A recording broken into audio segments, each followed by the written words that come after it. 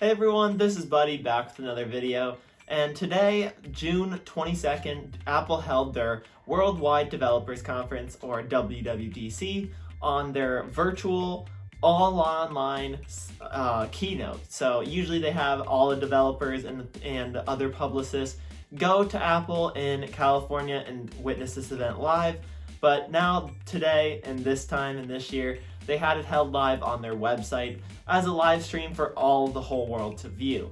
So let's take a look at some of the biggest things that they announced that are going to be coming later, either if you want to install the developer beta now, or wait till the public beta, or just wait like all the other normal people till the fall, usually when they announce their new iPhones for the latest software updates then.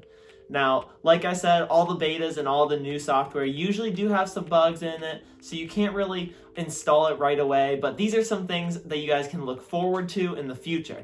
I did timestamp this video, and there are more updates in the iOS part than the other parts of the video, but I wanted to highlight pretty much just the key features of each of the new features that Apple announced today at their developers conference. So, without further ado, let's get straight into the video.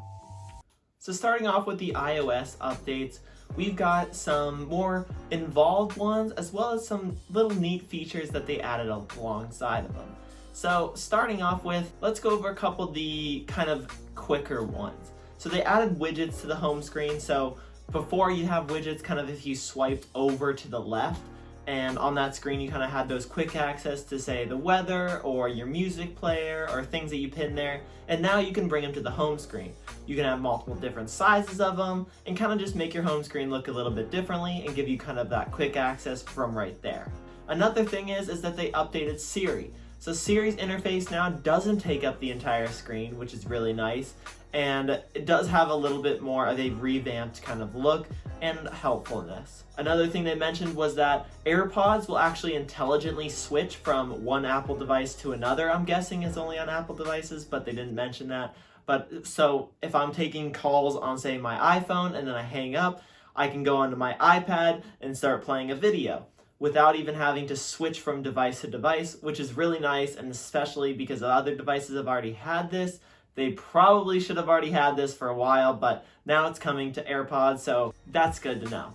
Apple also built in a Translate app. So this is their new app to help people, be like Google Translate and just have a built-in app for this instead of having to go third-party for it. Hopefully it'll be good. They tout like conversation translating to be instantaneous, to be really good and built well. Google's is okay. I really hope Apple's is pretty good, so we'll see how that turns out. So Apple actually updated their CarPlay and updated some features to kind of go with some new cars in the future. So they demoed this with a new BMW 5 Series. Basically, you can actually use your Apple Wallet on your phone to unlock your car now. So if you just bring your phone up to your new car, it'll recognize that it's you in your phone, because I think you have to unlock your phone and go to the wallet app, by double clicking the power button, and then it knows that it's you. You can unlock your car with it.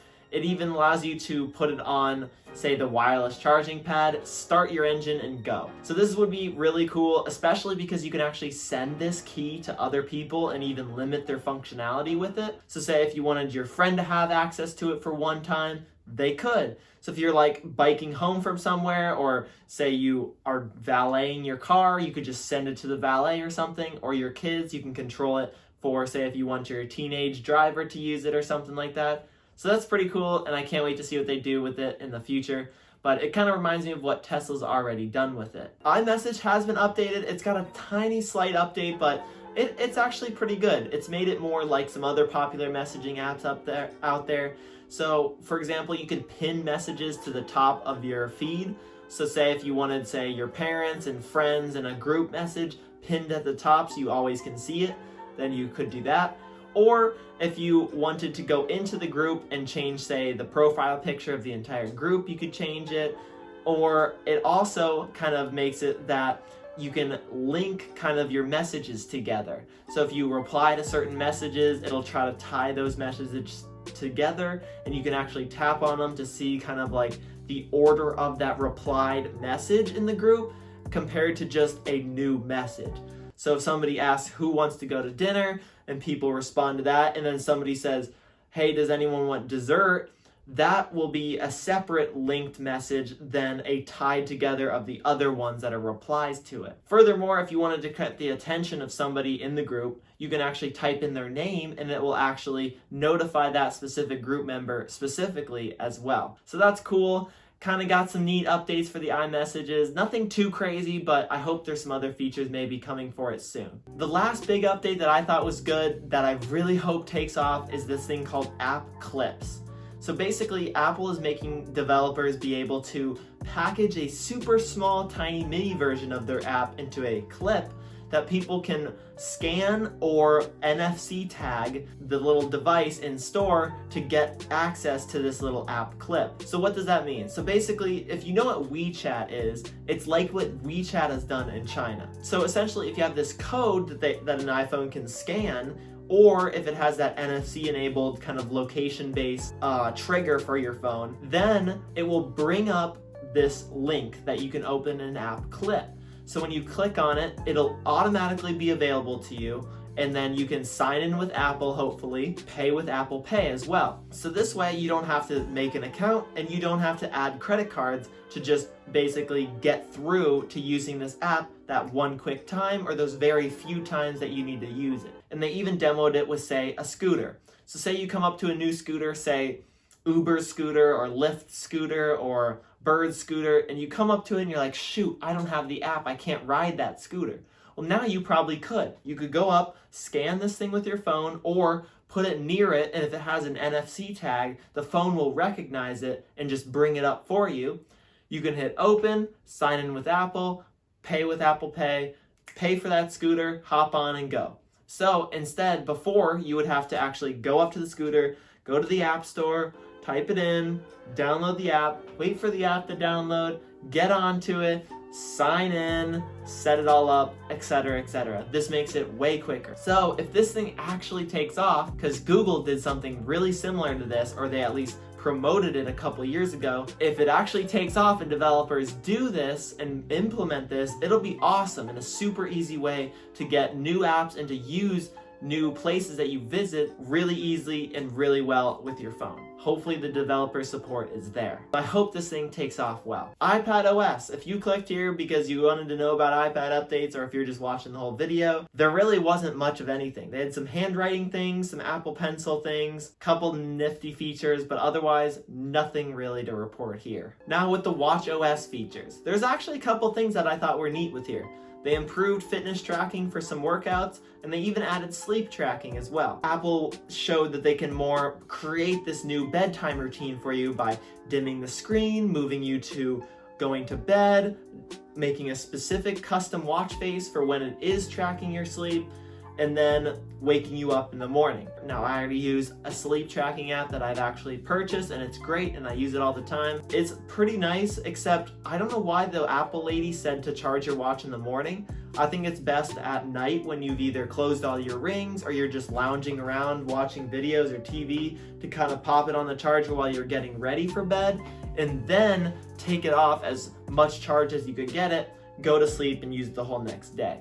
I don't really think charging it in the morning is the best idea, but let me know what you guys think down in the comments below. But yeah, it's nice to see that they included a sleep tracking app now after all these years. They also added 2 more features. One was an important feature, I think, and it's a hand washing thing. So it'll actually automatically detect when you start washing your hands under a faucet, and it'll start a 20-second timer for you.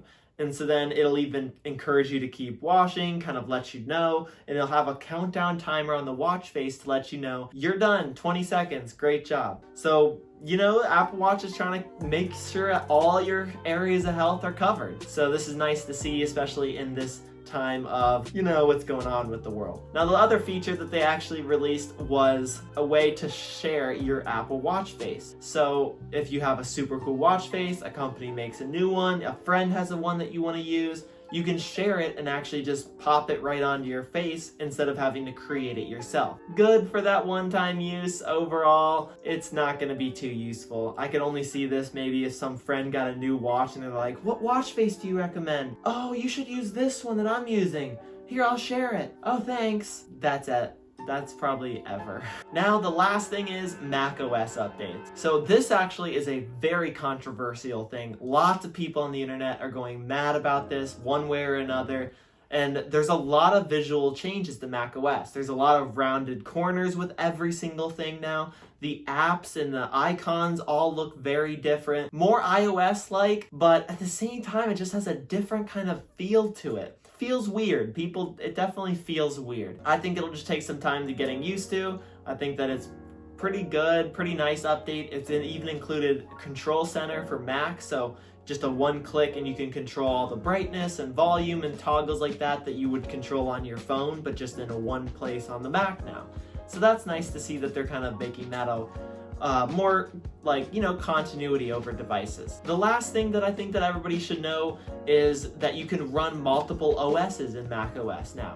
So gone is the boot camp and having to restart your device into other operating systems. You can actually launch that operating system while in macOS. So that's really cool and really nice to see, especially for those maybe students who need to access or maybe some developers that are writing code in the Linux program and would like to see what it also looks like in Mac at the same time. So that would be pretty cool and a good thing to know kind of for those select amount of people. Now the rest of the Mac updates, other than just making it Mac way more powerful and having better updates in the future with, say, their new silicon chips that Apple's actually going to make because they ditched Intel, there's really a bunch of just developer things that most people wouldn't enjoy. And sorry guys, I'm not going to cover all the developer things here because I think it's more of a niche subject that other channels might cover or other news sources, so you'll have to go elsewhere for that. But let me know in the comments if you guys have any questions maybe about those, if you did want to talk about it or anything else, let me know. Make sure before you go, hit that big red subscribe button and gray it out because we do have awesome other videos coming out soon, guys. But thank you guys so much for watching, and I'll see you in the next video.